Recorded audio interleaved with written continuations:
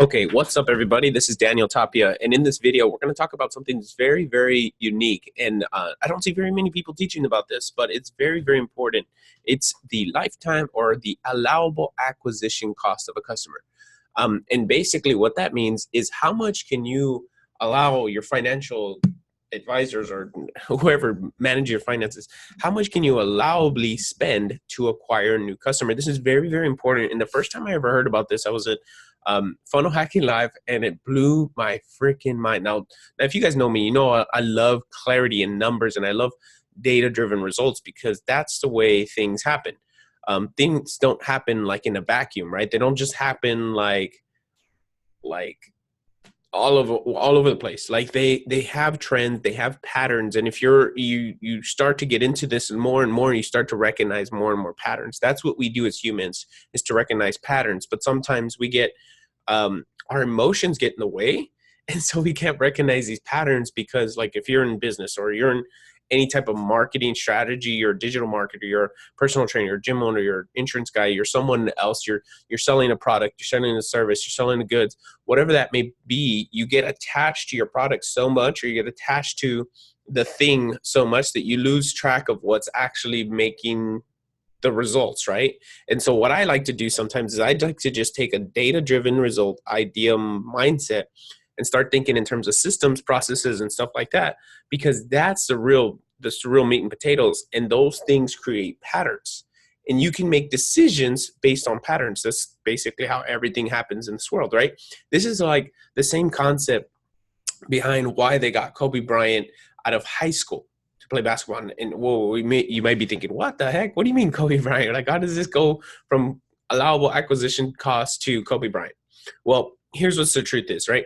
When scouters, people that scout, what they do is they go to high schools or they go to colleges and they go and find patterns of these particular individuals and put them side by side with someone that's the best. So, for example, we used Michael Jordan in the example, and every scouter out there is looking for the next Michael Jordan. So they will look at the patterns of Michael Jordan and they'll say, how was that related to someone that's in the that's coming up right now? So when they looked at it side by side, Kobe Bryant had characteristics of Michael Jordan, right? Because that's how you can project. That's essentially what we're doing. We're projecting the future, and we go back in time to project the future.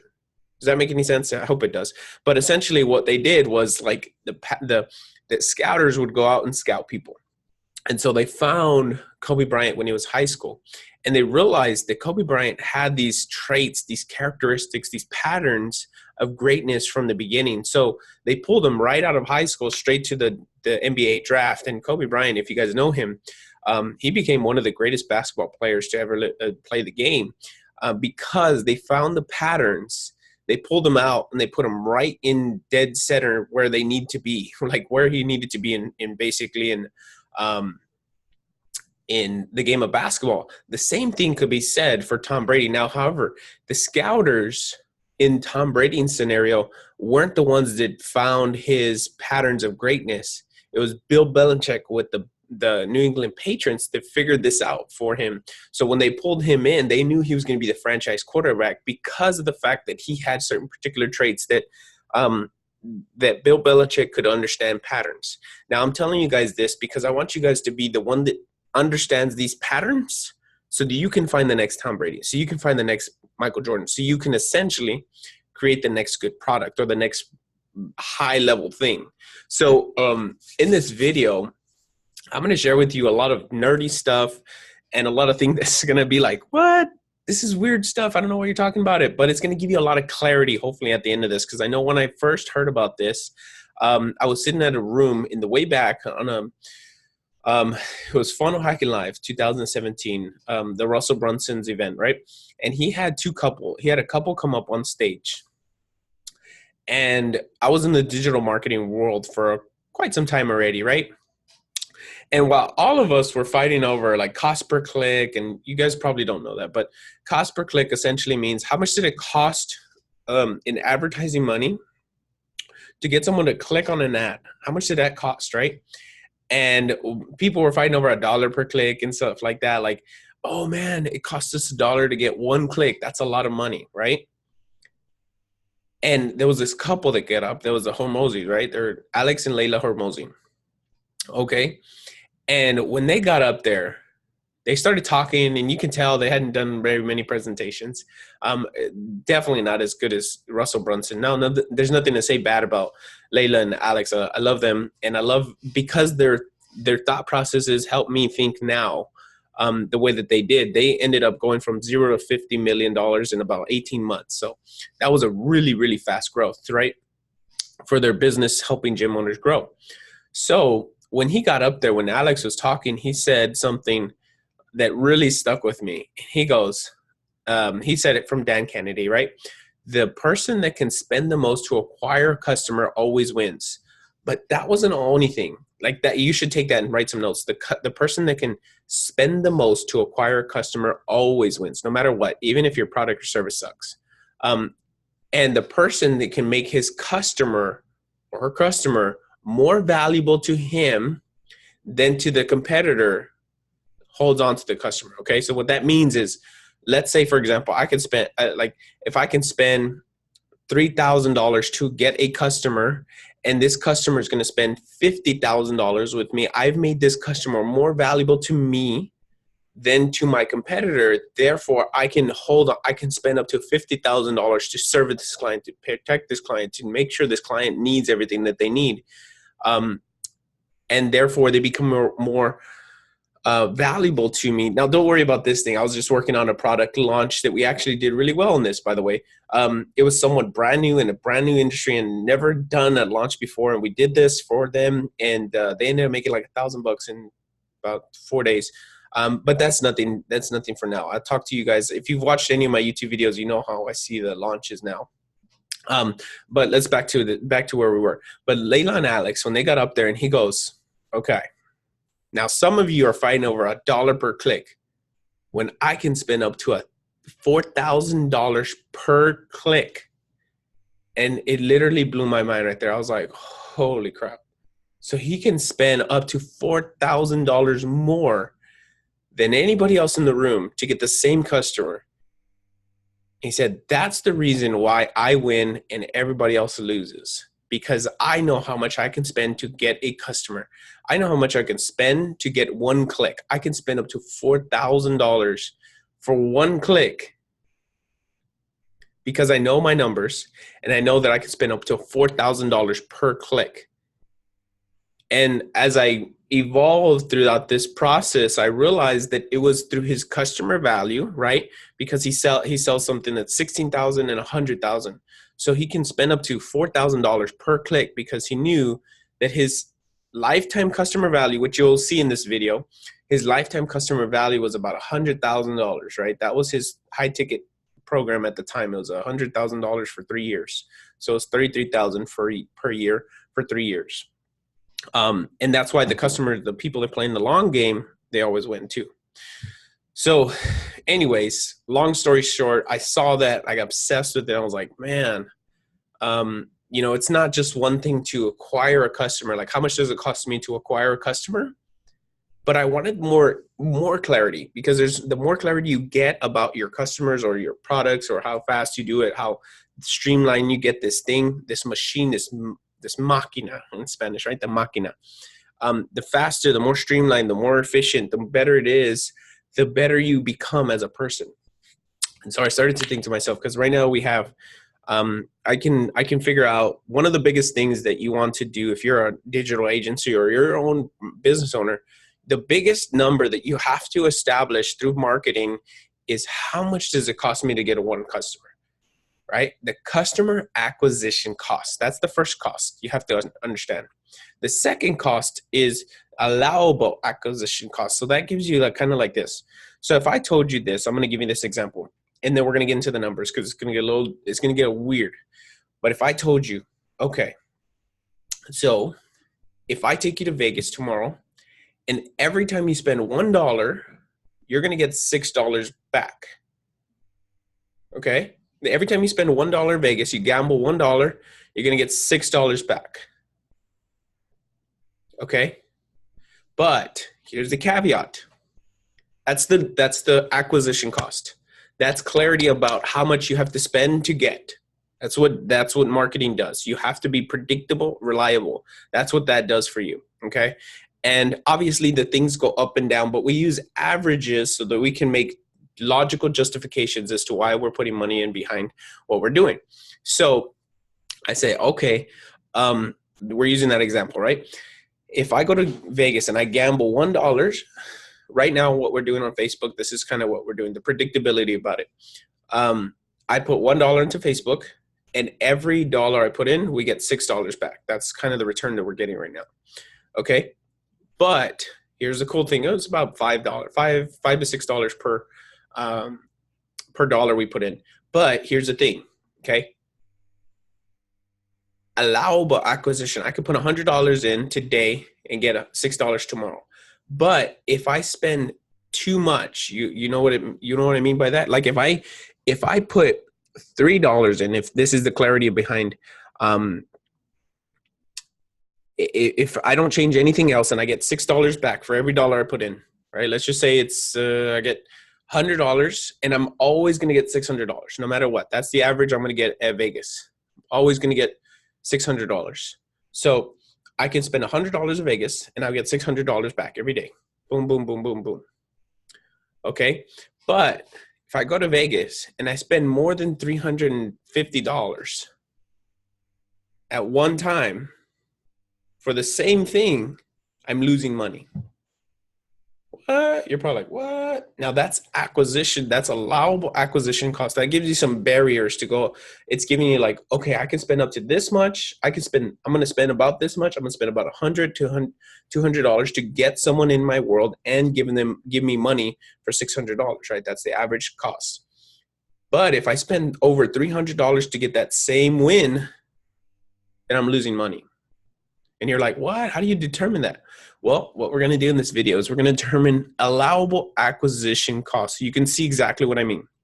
Okay, so let's hop right into my my screen, my whiteboard, and you're going to see right here, this is some formulas. So you're going to get to see this. Now, if you have any questions or if this is a little confusing for you, put it in the comments section below so we can address that. But allowable acquisition cost, that's the cost that you can realistically spend before you start losing money on a potential prospect or a potential customer, right? So back to the example I was telling you, you spend $100 in Vegas and you get $600 back. But if it's cost you $350 or more to get that $600, then you've lost money. So realistically, you can spend $250 and still get back $600. You can spend up to $300 and still get $600 back.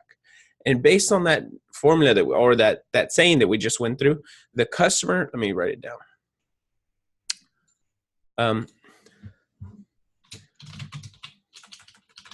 The person, I want you to write this note. Person that can spend the most to acquire, I don't even know how to spell acquire. Acquire a customer always wins. Okay, so that means knowing what you know, and you know it costs us $150 to get new person, but the person next to you knows that it costs $150 to win in Vegas too. They're going to put 150, you're going to put 150. And then you're like, well, I should pay 150, 120. I get a little weird with it. You know, you're going to spend 120. Hopefully I get $600 still. No. That's not the case. So if you're on the same poker table with someone playing poker with you and they know what you know, costs you $150, costs them $150. They're going to put up 150. You're going to put 150. And the guy on the other side says, or the dealer says, okay, I'm going to deal it out. Boom, boom, boom. And then you tell the dealer, listen, I'm going to spend $250 right now, but you have to get this guy off the table. Who do you think they're going to listen to? The guy spending 150 or the one saying, I'm going to give you $250 right now, but you have to get him off the table. I'm going to put $250 every single time, but this guy has to get off the table. Who do you think is going to win, right? The guy spending 150 or the guy giving 250 to the dealer?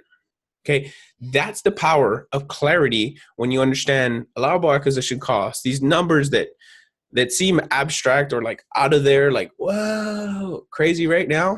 They're going to make a lot more sense when I'm putting it into little analogies like that. And that's why I put them in those types of analogies, because everyone could kind of understand what it means to go to Vegas and gamble.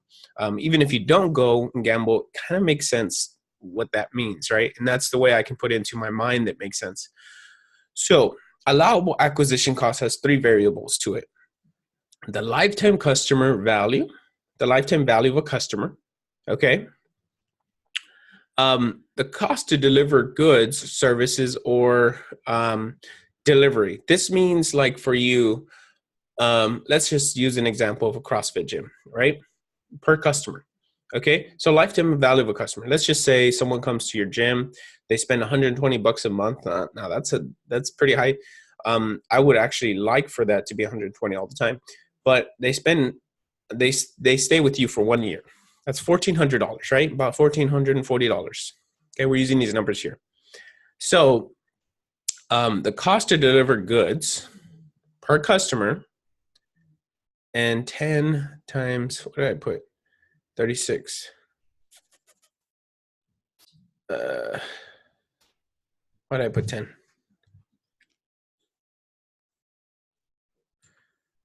Let's see. So let's use these numbers again. I'm gonna have to mess this up for you guys. Okay, guys, we're back. Sorry about that. I was losing my numbers here.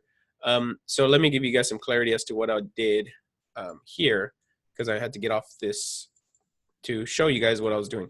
Okay, so let's go back from the beginning. Allowable acquisition cost for the number, right? So we're saying lifetime value of the customer. That means, let's say you have a CrossFit gym, right? And they come to you for a whole year. Let's just say on average, someone comes for a whole year, or someone comes for a whole year.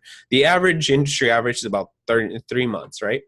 But let's just say they come for a 12-month period. We're going to use this number based on 12 months. You can break it down to 6. You can break it down to 3. You can break it down to a month. But when you have like the year, it kind of makes things easier. So there's 3 variables to acquisition, allowable acquisition costs.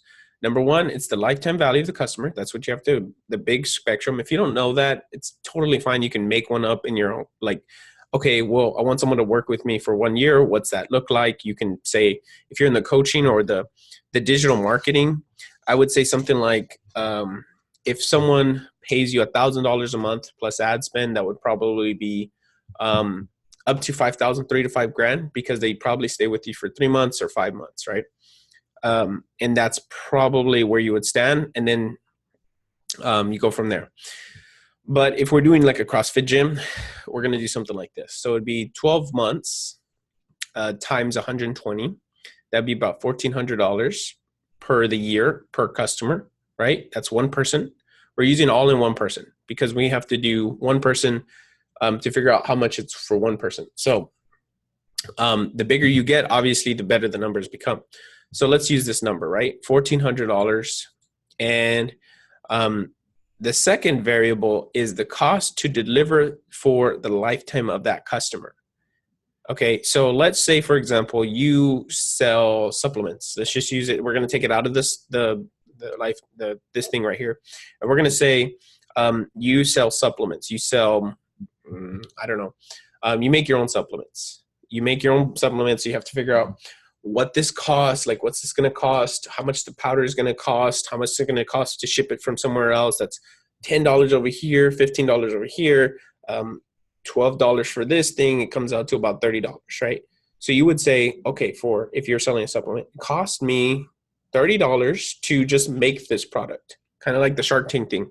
Okay, how much does it cost you to make the product? You always hear them say, how much does it cost you to make it? Oh, it costs us about $30 to make this product or whatever, and we sell it for $97. Oh, okay. Well, then it's a 40% margin or whatever.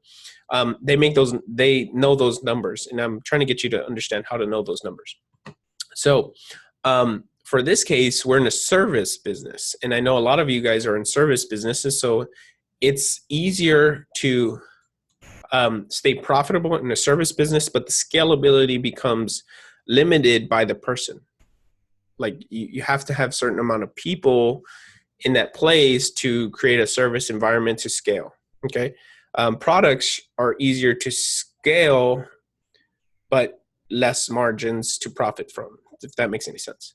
It probably doesn't make sense now, but in the future, it might make sense. So the three variables are lifetime value of a customer, cost to deliver on the goods or the services, or cost to service the client. Like if you're going to send them, I don't know, welcome gifts, or you're going to send them gifts every 3 months. Like how much is that? Like all that stuff put together, divided by how many members you do it for. So let's just say, in this case, we're just doing like personal group training for a CrossFit gym. So I did the number. So let's just say for a year, that's 3 times a week. That's 156 hours for 52 weeks, 3 times a week, Monday, Wednesday, Friday, or Tuesday, Thursday, Saturday. Someone comes in, okay, to service them for a year. If you're paying the trainer $10 an hour, it's going to cost 156 hours, right, of their hour there, times $10 an hour, which will come out to, I don't know, $1,560. But then you divide it by each individual member. So you have 80 members, you divide that. So it cost us about $19 per person to deliver for that person, if that makes any sense. So it costs us about $19 per person to be in that room for the customer, for the personal trainer, right? Costs us about $19 per person. Okay. Now, so if you do that, it would be $1,400 minus $1,950 per person, right? So that person minus the $1,950, that's per person, right? We're going per person. Then we do the same thing for overhead. So now overhead is that one thing that might kills most businesses actually, because most times businesses take on more overhead, which basically means utilities, facility costs. Overhead could entail these are like fixed costs. Like if you have a house, you're going to have to pay the light, you're going to have to pay the water, you're going to have to pay the mortgage. Like those are things that have to be there and you can't do without them. You have to pay them. Like those are taxes, you have to pay them. Like those are things you have to do. So you have to manage above them, if that makes any sense. So overhead is kind of like the fixed costs at home, like your mortgage at home or your water bill at home. That's kind of what that looks like. So let's just say your overhead for the place you're working out of is $4,500 a month. Okay. That's utility, that's light, that's the rent where you pay. Overhead typically it covers the trainer right in there. Like that would be employees, right? Or you're paying yourself a salary right there. So if we do overhead, that's $4,500 a month times 12, because that's 12 months, right? The lifetime value, we're using that number. I don't know what that number gives me. I just did the numbers, like calculated it, divided by 80. So we're taking it back. We're taking that big spectrum of the year and we're bringing it into one person. So it costs us per person to be in that facility for 1 month. It's costing us $675 per person to be in that facility. Okay. Just to sit in there to hold on the facilities for them. If that makes any, like it's costing us $675 to hold them in that facility, to pay for the restroom that they're going to use, to pay for the lights to be on, to be in the place that they're at. It's costing us $675 per person. Okay. So now if we do 420, right? That's the number we got from here, minus $675 per person, right? It gives us about $745 that per year gross. That's gross money. That's like the business brought in $675, or essentially the business has $745. Now you haven't paid yourself out. Now the next part is profitability. How much do you want to be profitable on this $745? That's the potential earning after all the expenses and such, $745. So now you look at it and you're saying, okay, $745. On average, a business probably nets take home like profitability for local businesses is anywhere from like, if I'm not mistaken, like 5 to 25% because of the overhead. Overhead typically really ruins businesses. But I'm saying 40%, right? The smaller you create your profitability, like you take home, obviously the higher this goes up. So let's just say we want to stay at a 40% margin, which is pretty good. Actually, it's pretty good in a lot of things. That it becomes really good. Like a 40% profitability margin is really good for any business out there. Like any business to get 40% profits is really, really good. Like let's just say for here, sometimes this goes up, like the customer service, like you have to have softwares and such. This 40% gets slim. The more people you bring on, the profitability goes down, down, down. So anyways, if we say we want to have 40% profits, that means 40% take home, like get out of that business and pull it in. We would do 745, that number that we got from the overhead minus the customer, the cost to deliver minus the lifetime customer value. We say 745 times 0.4, that equals $300. So how much can we realistically spend? Back to the example of going to Vegas. Okay. So remember I told you, if you go to Vegas and you play, let's just use this example. This is how the numbers make sense. Let's say you go to Vegas and you go sit down, you and another person, and the dealer's in front of you and you're about to gamble. And you say, I'm going to put $150 right now. Let's play the game, whatever. Every time you put $150, you get 600 back. Every time. Okay. The other guy next to you saying, all right, I'm going to put $150 too, because you're getting it. I'm going to get it too. So they put $150. Boom. You guys get 600. But you're like, well, then I'm going to put $250 to get that $600 back because I'll get it faster, right? It doesn't typically work like that because there's an allowable acquisition cost. That means after a certain, you have to, like, let's just say, for example, we're sitting in the table with this dealer. I have to pay for the dealer to sit there, right? So he costs like $150 or something, right? And then I have to sit in this chair. It costs me another $150. So in that scenario, I have to pay for him. I have to pay for me, but I'm putting in 100, I'm getting 600 back, but my profits went down. So for me to stay profitable, I cannot spend over $300 per handout, if that makes any sense. So essentially, if I'm putting money onto Facebook and I know my system, my system for getting new clients, which in most cases, it's very easy to figure out this system. In service-based businesses is probably the easiest because it's literally just lead, application, contact and close, like contact and close. So it's literally 4 pieces of service-based businesses are pretty simple to understand this because they're very black and white, so to speak. Like it's just like lead, appointment, show to appointment, and then close, and then follow up, right? And those are the 5 pillars of it. And once you can understand that, you can basically optimize and scale faster using those systems. So essentially, we can spend $300, up to $300 per day on Facebook to get 1 new customer every single day. Now, from my experience, we've typically never spent over $100 to get a new customer. So that means I get $200 free cash into my bank. But if someone wanted to come into my realm and play the field with me, I know that I can put $250 more than them, and I will always beat them. Because if they're going to put $100 and I'm going to put $100, we're going to battle each other. But if I know what I know, and it costs, and I can spend up to $300 before I lose profit, I'm going to spend $300 every single day, and I'm going to crush them.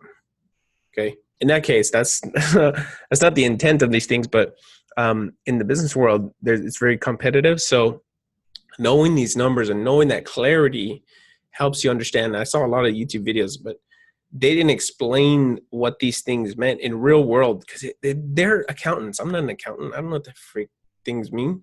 I'm just like looking at the numbers and I'm just like, oh, that's what that means. Oh, that's what that means, right?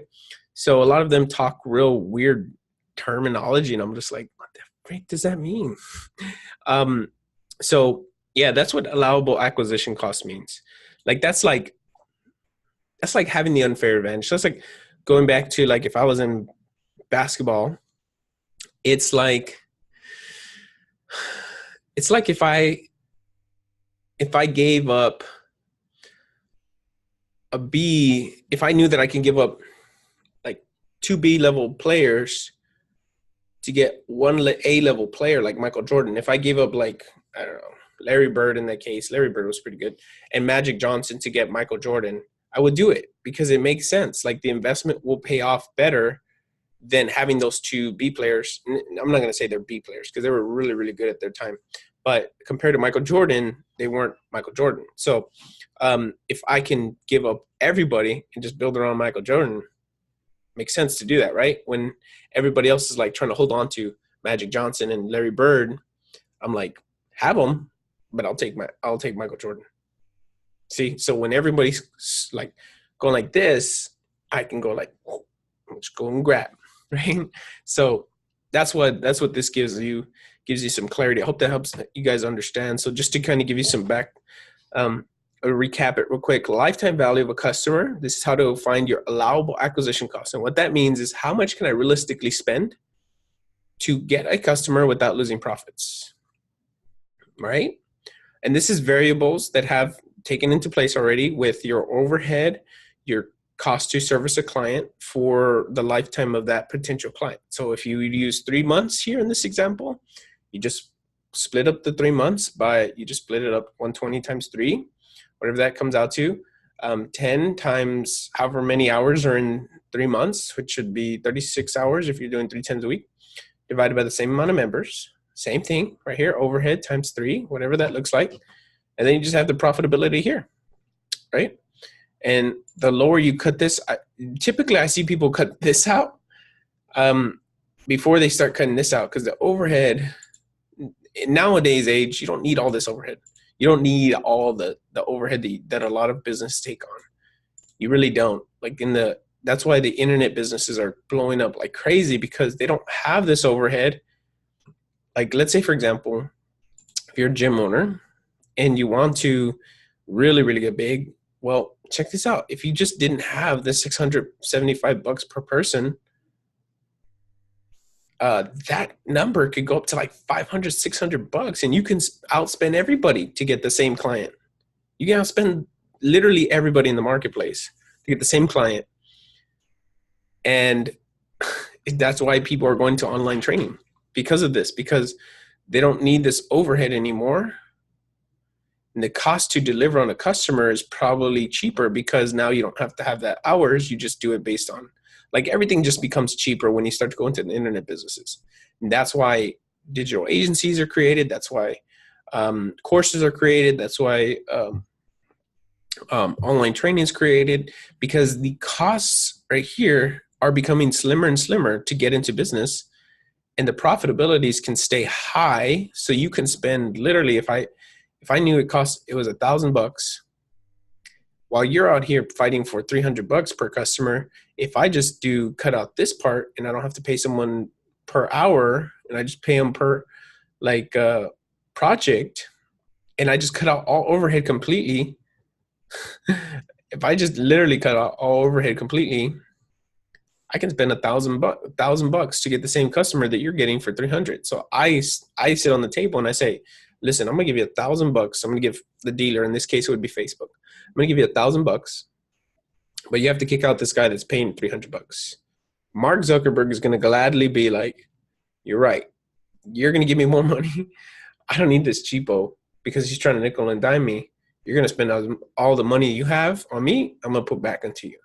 It's just like the sowing and reaping. So anyways, I hope that helps you guys out and kind of gives you guys an analytical mindset onto how to make these numbers work for you and how to make this make sense. So with all that being said, I will talk to you guys later. And also there's some resources down below if you want to learn how to do the launch strategy. I think we're putting something together for you so you can have that in there. Also, if you are looking to grow and scale your company, let's sit down and have a chat and we'll just see what these look like.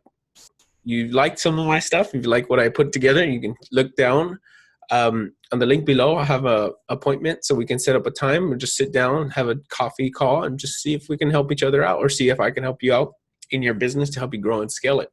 So with all that being said, I'm going to have those links in the links below, and I'll talk to you guys later.